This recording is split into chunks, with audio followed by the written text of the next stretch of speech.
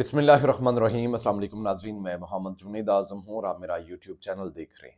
لاکھوں کروڑوں درود و سلام محمد صلی اللہ علیہ وسلم اور آپ کی آل مبارک پر۔ آج 28 مارچ 2024 بروز جمعرات۔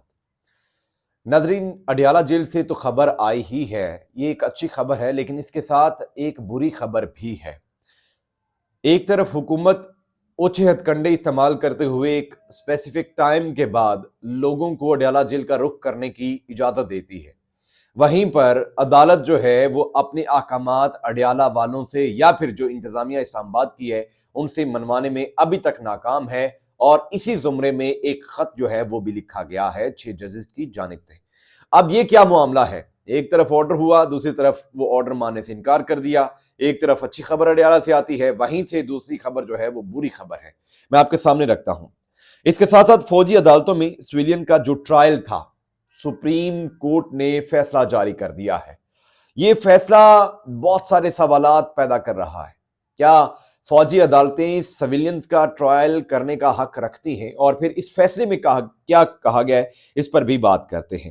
اب ججز نے جو خط لکھا ہے، تمام جو قانونی اور آئینی ماہرین ہیں وہ تو یہی کہتے ہیں کہ بھائی عدلیہ کی آزادی بہت ضروری ہے، اور آج جو اعتزاز احسن صاحب ہیں، انہوں نے جو تہلکہ خیز گفتگو کی ہے، انہوں نے پرخچے اڑا کر رکھ دیے ہیں، اور جو ابھی ملاقات ہونے والی ہے شہباز شریف اور چیف جسٹس کے درمیان، اب سے کچھ دیر بعد یہ ملاقات جو ہے وہ ہونے والی ہے، کیونکہ وزیر اعظم کا جو سیکیورٹی سٹاف ہے وہ سپریم کورٹ پہنچ چکا ہے۔ ویڈیو کے تفصیل میں چلتے ہیں، اس سے پہلے جن دوستوں نے میرے چینل کو سبسکرائب نہیں کیا، آپ سے گزارش ہے آپ میرے چینل کو سبسکرائب کیجئے، بیل آئیکن کو دبائیے تاکہ میری ہر آنے والی ویڈیو کا نوٹیفیکیشن آپ کو بر وقت ملتا رہے۔ آپ کو یاد ہوگا کہ اڈیالہ جیل کے باہر سے دہشت گرد پکڑے گئے تھے، لیکن وہ دہشت گرد شیر افضل مروت صاحب نے انکشاف کیا تھا کہ وہ مارچ کے مہینے میں نہیں، وہ اس سے پہلے پچھلے مہینے میں جو ہے وہ وہاں سے پکڑے گئے تھے۔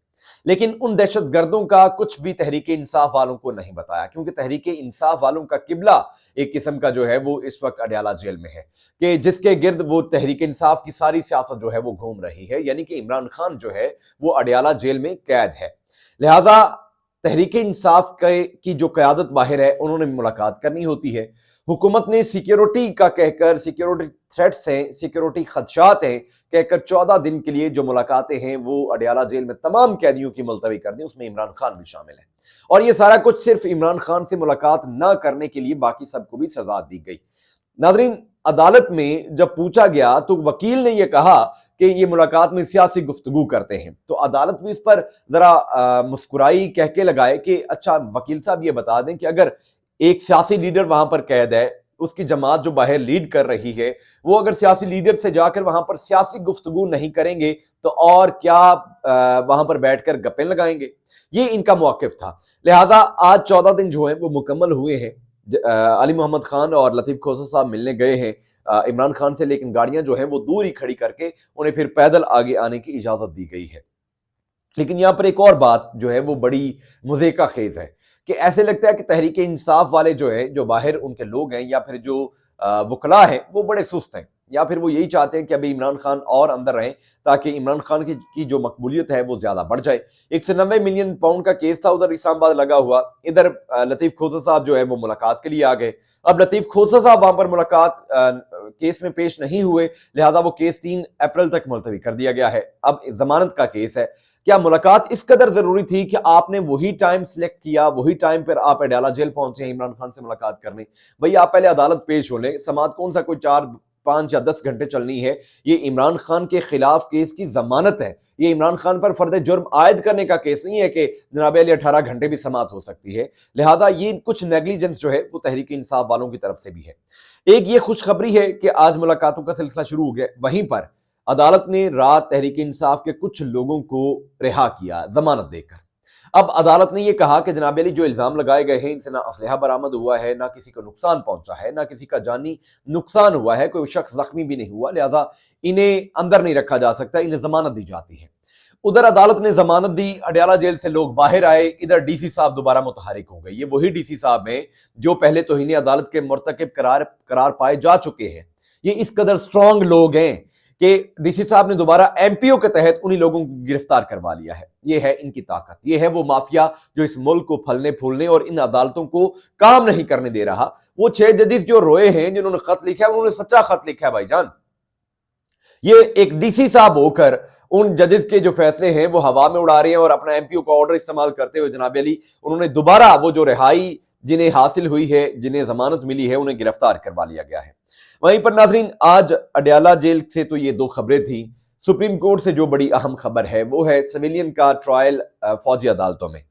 ناظرین فوجی عدالتوں میں سویلین کے ٹرائل کے بارے میں سپریم کورٹ نے جو فیصلہ دیا ہے اس سے تو ایک بات جو ہے وہ یہی ظاہر ہوتی ہے کہ سپریم کورٹ نے فوجی عدالتوں کا جو وجود ہے اس سے بعد نظر میں اگر دیکھا جائے تو فوجی عدالتوں کو سپریم کورٹ آف پاکستان نے تسلیم کر ہی لیا ہے, کیونکہ یہ جو فیصلہ ہے یہ اس بات پر جو ہے وہ تھوڑی سی اس طرف مہر جو ہے وہ لگا رہا ہے اس بات پر کہ سپریم کورٹ آف پاکستان نے فوجی عدالتوں کو محفوظ شدہ فیصلہ سنانے کی مشروط اجازت دے دی ہے. اب تفصیلات کے مطابق سپریم کورٹ میں فوجی عدالتوں میں سویلینز کا ٹرائل کل عدم قرار دینے کے خلاف انٹرا کورٹ اپیلوں پر سماعت ہوئی, جہاں جسٹس امین الدین خان کی سربراہی میں 6 رکنی لارجر بینچ نے اس کیس کی سماعت کی ہے. جسٹس محمد علی مظہر, جسٹس حسن اظہر رضوی, جسٹس شاہد وحید بینچ میں شامل, جسٹس مسرت ہلالی اور جسٹس عرفان سعادت خان بھی بینچ کا حصہ رہے ہیں. ناظرین بتایا گیا ہے کہ دوران سماعت سپریم کورٹ آف پاکستان نے فوجی عدالتوں کو محفوظ شدہ فیصلہ سنانے کی مشروط اجازت دے دی ہے. اپنے فیصلے میں عدالت نے کہا ہے کہ صرف ان کیسز کے فیصلے سنائے جائیں جن میں نامزد افراد عید سے پہلے رہا ہو سکتے ہیں. اس پر اٹارنی جنرل نے بتایا کہ مجموعی طور پر 103 ملزمان فوج کی تحویل میں ہیں. بریت اور کم سزا والوں کو رعایت دے کر رہا کیا جائے گا. عید تک 9 مئی کے ان ملزمان میں سے 20 کو رہا کر دیا جائے گا. مجوزہ طریقہ کار کے بعد ان 20 افراد کو رہا کیا جائے گا. اب یہاں پر ایک نقطہ جو ہے وہ اعتزاز احسن صاحب اٹھاتے ہیں. ناظرین اعتزاز احسن صاحب کیا کہتے ہیں وہ میں آپ کے سامنے رکھتا ہوں. اعتزاز احسن صاحب یہ کہتے ہیں کہ جو ہمارے چیف صاحب ہیں وہ ان جو فوجی عدالتوں میں ٹرائل ہو رہے ہیں ان عدالتوں کے بینچ میں شامل نہیں ہیں, تو فوجی عدالتوں کے بینچ میں شامل نہ ہونے کے بعد جو ہمارے چیف صاحب ہیں ان کے پاس تو اختیار نہیں ہے کہ وہ فیصلہ کریں کہ ان لوگوں کو رہا کرنا ہے یا پھر ان لوگوں کو ابھی تک قید میں رکھنا ہے. اس کے ساتھ ساتھ جو معاملہ ہے خط والا, یہ تو ہو گیا کہ عدالت نے ایک قسم کا تسلیم کر لیا ہے کہ فوجی جو عدالتیں ہیں ان کا وجود ٹھیک ہے. اب جو دوسری جانب ملاقات ہے وزیر اعظم کی, اس سے پہلے میں آپ کو ایک اور یاد دہانی کرواؤں کہ نون لیگ کے ہی وزیر اعظم تھے شاہد حقان عباسی صاحب. شاہد حقان عباسی صاحب نے 28 مارچ 2018 کو اس وقت کے جو چیف جسٹس ثاقب نثار صاحب تھے ان سے ملاقات کی تھی, اور آج بھی 28 مارچ 2024 ہے, پورے 6 سال بعد نون لیگ کا ہی وزیر اعظم اس وقت جو ہے وہ چیف جسٹس سے ملاقات کرنے کے لیے اب سے کچھ دیر بعد سپریم کورٹ میں موجود ہوگا. لیکن جب وہ ملاقات 2018 میں ہوئی تھی, اس ملاقات میں ثاقب نثار صاحب کی جانب سے کہا گیا تھا کہ فریادی فریاد لے کر آیا تھا, ہم نے سنا مگر دیا کچھ نہیں ہے.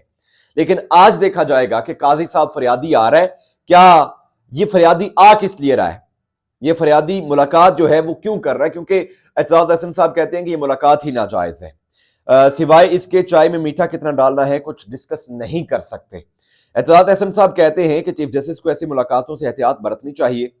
اس ٹائم سارا کچھ جوڈیشری کے پاس جا رہا ہے. 6 ججز نے جو سپریم جوڈیشل کاؤنسل کو خط لکھا ہے اور انکشافات کیے ہیں وہ بہت بھیانک ہے. اس معاملے پر اگر وزیر اعظم ہدایت لینے اور ملاقات کرنے جاتے ہیں تو یہ ناجائز ہے. چیف جسٹس کو بھی ثابت کرنا پڑے گا کہ ملاقات میں خط کا معاملہ زیر بحث نہیں آیا, یہ ویلڈ پوائنٹ ہے.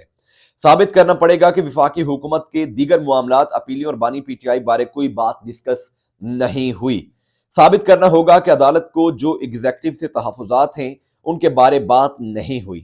ان کی ویسے اس سے زیادہ بات چیت ہو نہیں سکتی کہ چائے میں میٹھا کتنا ڈالنا ہے. اگر یہ باتیں نہیں ہوں گی تو پھر یہ دونوں گپے ہانکنے تو وہاں پر بیٹھیں گے نہیں. ہاں البتہ ڈسکس کیا جائے گا ججز کے خط کو, ڈسکس کیا جائے گا عمران خان کے کیسز کو, ڈسکس کیا جائے گا باقی تمام امور کو. اب ملاقات کے بعد کیا کہانی نکلتی ہے اس پر جو ہے وہ وقت ہی بہتر تعین کرے گا, اور جیسے ہی خبر آئے گی اس کا پھر تعین ہوگا کہ اچھا یہ خبر کس نوعیت کی ہے, کیا ججز جنہوں نے خط لکھا ہے ان پر ٹرائل کیا جا رہا ہے یا پھر جو خط لکھا گیا ہے اس پر ٹرائل کیا جا رہا ہے. وقت بہتر فیصلہ کرے گا. انشاءاللہ اگلی ویڈیو میں آپ سے ملاقات کروں گا. تب تک کے لیے اجازت دیجیے. اللہ نے کے بعد.